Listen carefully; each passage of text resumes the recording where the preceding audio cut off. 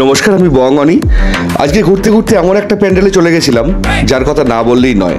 সেটা হচ্ছে দমদম পার্ক তরুণ দল। খুব চেনা নাম।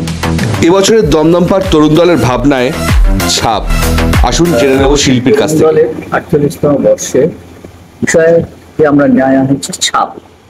উপরে একটা রেখেছি একটা আই, যেটা দিকে হচ্ছে চোখের একটা,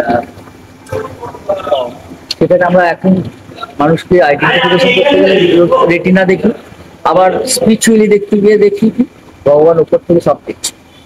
একটা পায়ের ছাপ রাখা হয়েছে, যে পায়ের ছাপটা সাধারণ মানুষের পায়ের ছাপ জলে ঢেউতে আসলে আর মুছে যায়, কিন্তু কিছু কিছু মানুষের পায়ের ছাপ মুছে না, সেটা অন্তরে থেকে যায়।